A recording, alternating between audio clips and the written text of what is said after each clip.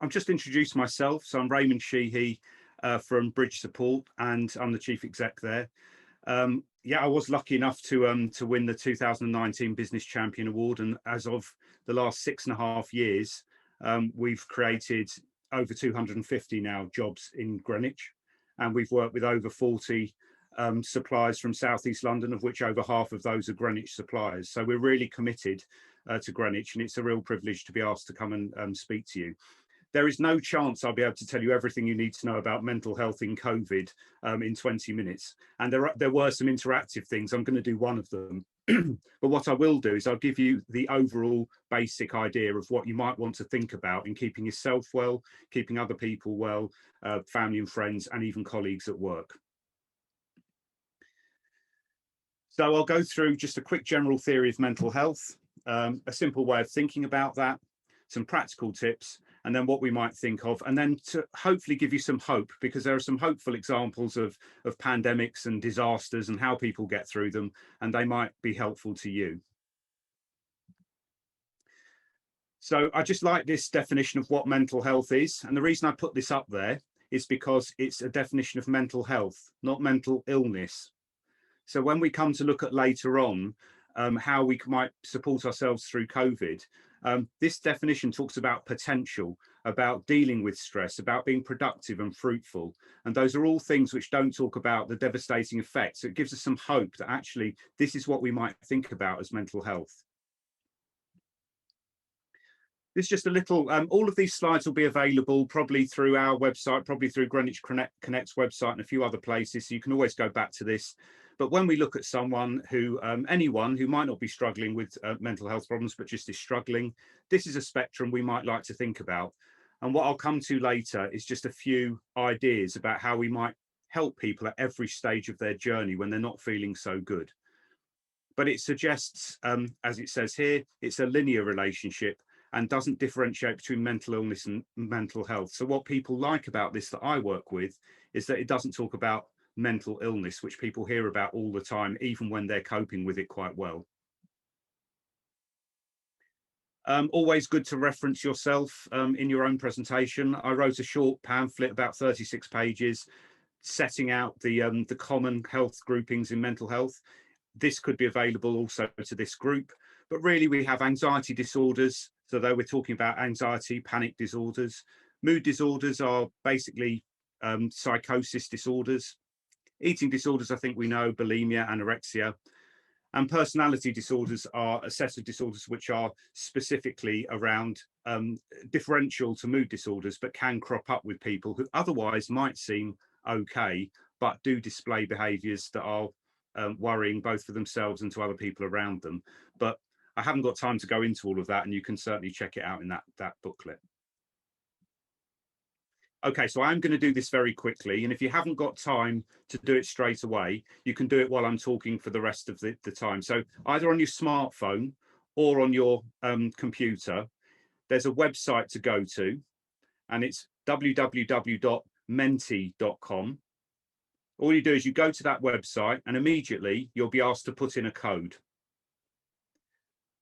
So when you put in that code, all I want from you is think about the last 3 months and put in 3 words that you would use to describe your mental health and well-being. So that's menti.com. And what that will happen is anonymously, I can't see the results, but anonymously, what will happen is the screen on the right will populate itself with the 3 words that you have put in, and a word cloud will appear. And we can tell on this group of about 40 people how everyone has been feeling for the last 3 months. So once the first one goes up there, you'll be able to see how it works.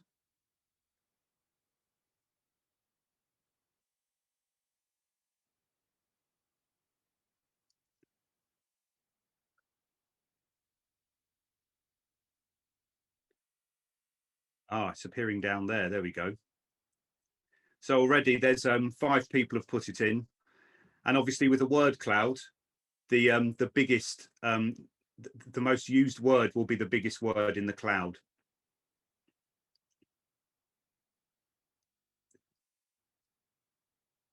So when we get to about 15 people, and we can just have a quick note of that, I can move on, and then we can come back to it and I can show you the final results.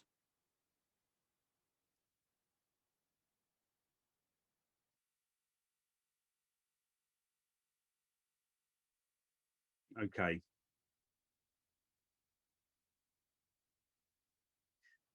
So we've got about 14 or 15 of you have put that in. So thank you very much. If the rest of you could do that, that would be really helpful, because we'll be able to take the temperature of the group, and we might be able to just at the end, just reflect back on that and see whether or not we've gone through some things that might be helpful. So I'm going to move on from that page. I'll come back to it at the end. So here we have some practical tips. So there's some pointers in mood and behavior that we see with people who are struggling. Whether at home, it's their work output, motivation levels, struggling to make decisions, changes in appetites. These are all things we need to look out for. But the key thing about this slide is that we can only notice these things if we are in a position to notice them. So we need to be very mindful of people around us, particularly what I'm going to talk about very briefly. Gut feeling has been scientifically proven to be something to do with our cues that we are picking up with people around us. So my best advice really on this would be, if you do get that gut feeling that someone isn't very well, these are some of the things you might look at. If someone is struggling a bit, try looking at these things and be conscious of them. This is a very simple slide.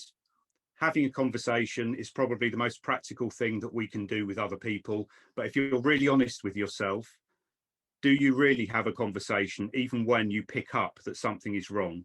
And that's often because you don't feel confident enough, or you think you might do more harm than good.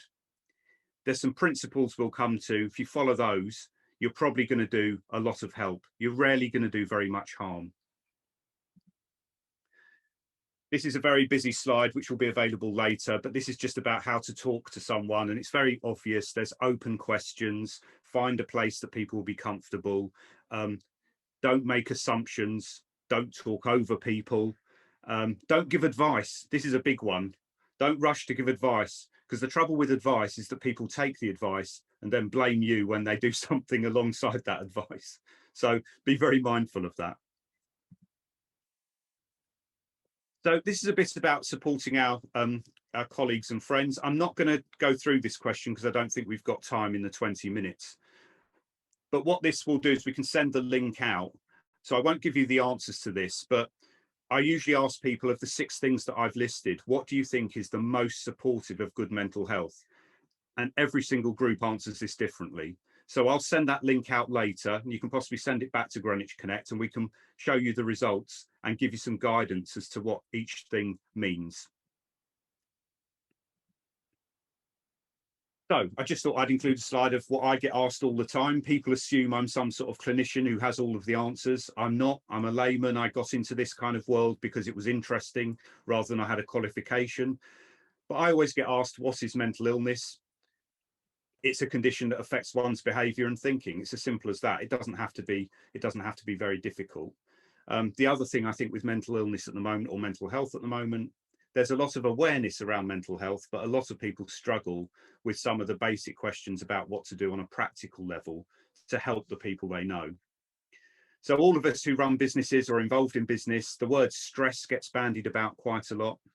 I'm stressed, what is stress? The difference with stress is a normal state in response to something which is causing you some difficulty. Depression is a cycle of that stress. So in many cases, stress for a lot of people, including me, for example, bizarrely, I like doing this kind of thing. Other people would find it intensely stressful. So it depends how stress is. So when you're asking someone about stress, you really want to take it away from that word, because it isn't really a very specific word. Is mental health genetic? Very few things are genetic, very few. There is some evidence that schizophrenia to some level, autism to some level may be genetic, but nurture is much more important. And the hopeful message for that is that you can make changes, and other people can make changes in terms of their mental health by the process that they can affect themselves. They're not condemned to be sort of ill for the whole of their life. Number 4 is quite difficult. Suicide has certainly been on the rise in COVID, particularly among men, but women there has been a rise there. I've given you some guidance there, but what I would say is it's just being very mindful of someone and picking up on cues that make you feel uncomfortable is probably the best guide I can give you. Other than that, there are some people who give no cues. There is no lead up to it, and that's the grim reality of it. And can one have a mental health condition and not be aware of it? Well, I think Donald Trump probably got away with it for quite a long time. He's probably personality disordered. I'd probably say to him, go and see someone, but he probably wouldn't listen. So I think that probably deals with that one. The two bits here I just want to say, we're more increasingly on Zoom and Teams, and it's causing a different kind of pressure. We've just got to actually recognise that and not just get on with it, recognise that there are problems associated with that. Some people hate being on camera, for example. But the key points, so all of the points I'm going to give you have been researched thoroughly and are up to date. So from a psychological point of view, we need to set out tasks ahead, have a routine, and look after our health. Have conversations, try and get out, try and have a good diet. Also, try and take breaks. What I've noticed with all of you high-functioning people on this call is that a lot of you haven't taken a great deal of holiday since the lockdowns have happened because there's nowhere to go. But you need a break, okay? Take a break. I know that you all work very hard. I don't care what they say. So what might we see going forward is that, interestingly, in South East London and in Greenwich, because we've got the Queen Elizabeth Hospital, there's been fewer people go to A&E, and there's been a drop-off in calls for general mental health. People are just trying to cope. However, suicide is going up, which indicates that people are really trying to cope and bottling things up a huge amount more. Mental health assessments in my world have gone down dramatically. It's really worrying. So my view is that we may see a kind of PTSD kind of situation emerge after these lockdowns, where the enormity of what's happened, people have lost friends, family. We may then have a kind of influx of problems caused by delayed reaction, which is classically what post-traumatic stress disorder is all about. It started off with the military, but we now see it transfer across people who deal with a huge amount of pressure. So I'm coming close to the end, and hopefully I'll do it on time, but I just wanted to give you some hopeful examples. So in Southern Sudan has been prey to sort of famine, wars, a whole cycle of things for many, many years. And they realized too late that actually what was happening to sort of cause the problems was a delayed response. So again, I'd say people on this call, anyone who runs a business, they're probably a coper. They probably just want to get on with things, push through. But then when they take a break or they start to think about it, that's when they become ill. That's when they start to really sort of, have the effects. Same thing if you're going through in a war zone or going through a disaster. So putting in support after the event is equally as important in putting it in place during the event. So I just think about that with your family and friends, people you work with. I recommend a brilliant book called How to Survive by John Hudson. I've been to a couple of seminars that he's been on, and he sets out some really good examples. So Julianne Kopka is someone who fell out of a plane on a mission and had to, having broken her legs, and had to survive and get somewhere. So to keep herself sort of well and safe, she had to rely on her training. She noticed that there was a stream.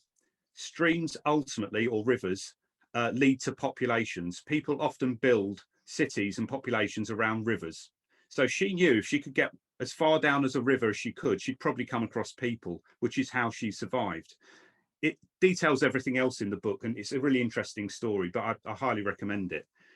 Henry Marsh, who you might have read, A Life in Brain Surgery, the big lesson there is that even if you're a brain surgeon, you make mistakes. It's how you deal with those mistakes.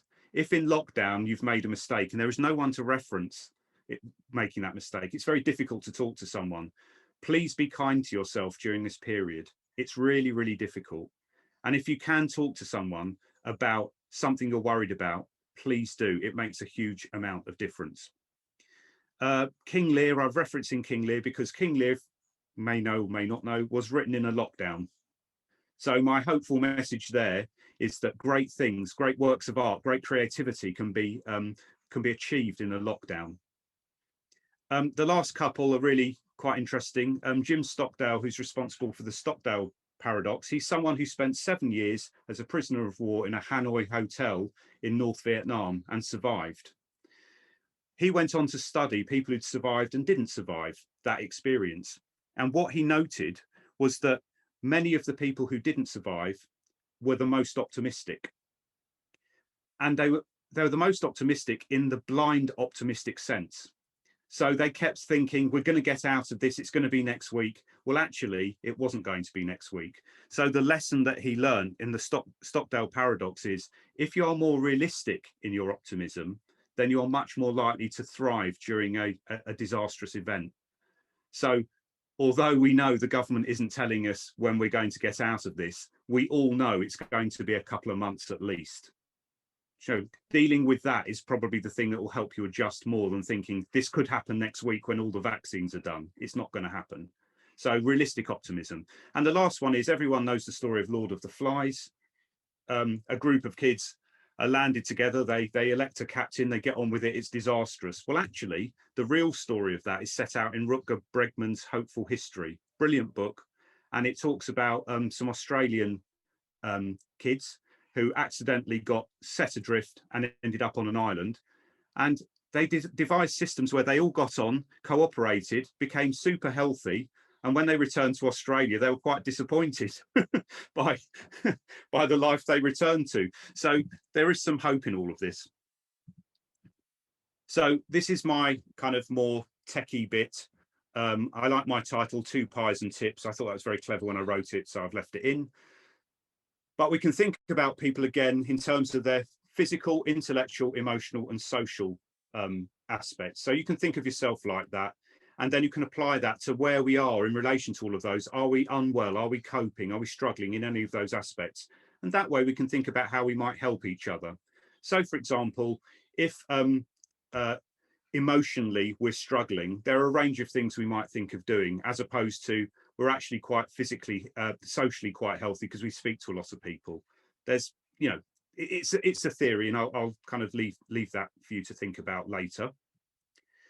But if you're going to help people, the big scale results tell us that to help people, you need to be close to someone, that's proximity. You need to do it straight away, that's immediacy. You need to know, the person needs to know when you're going to do it and what you're going to do. And it needs to be a simple message. So in every conversation, even if it's over Zoom, you've done the proximity. Have you phoned them? Have you contacted them quickly enough? Do they know how you're going to help? And is the message simple? Have you left the conversation knowing, yeah, we've got a bit of a plan in place? So a quick fact, the London bombings of 2005 showed that only 1% of people who went through that incident consulted a mental health professional. 71% spoke to a family or friend about it. So what happens for people to keep well is not what happens beyond the walls of a hospital. It's you and I. We keep people well. So be confident about having a conversation, and we can really make a difference with that. So these are going to be in the presentation. These were updated on the 12th of January 2021. They are from the Mental Health Foundation. So I won't go through them all, but you'll have them as part of the presentation. These are the things that have been researched that they say through winter, I've made it very specific, through winter will help you in terms of getting through COVID until we're into some sort of normality, okay? I think probably from some of the people I know in this group, give yourself a reward is probably a dangerous thing to say, because you know, that reward could come in different forms. Obviously, everything has to be taken in moderation. I have to say that, I'm duty bound. So my conclusion is that despite everything we're going through, the big scale results tell us that of all the people going through crisis and trauma, the vast majority show post-traumatic growth. And if you think about your life and all the difficulties you've been through, and you're still sitting here and smiling to some extent, so you need to understand that it is going to be different. We are going to grow out from this. Some people won't, and they'll need our help, but the majority of us will. So if you can find better ways of supporting each other, your environment, talking about things. But I was very taken by, I sent in a question to a podcast where a psychiatrist was being asked different questions. And my question to him, which I didn't think would be read out, was, what one practical thing can you tell me to help people to help someone who's struggling? And he actually answered the question live, and he said, it's probably about becoming a better and more mindful person. It's probably about noticing more, and it's probably about responding quicker. And so this is a psychiatrist. I haven't got his qualifications, and he sees people every day. But basically what I was telling other people at the time was absolutely appeared to be spot on. That's really one of the key things we could be doing. So I'll give you some resources, which I won't go through. You'll have those. They're all linkable, and you'll be able to get onto those websites. The ones I probably have to explain, the Pandas Foundation is for pre and perinatal women and mental health. That's a very specialist one.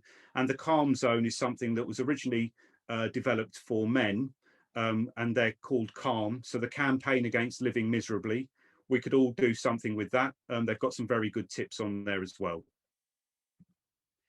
And thank you for your time, and any questions you have either now or later on, happy to answer.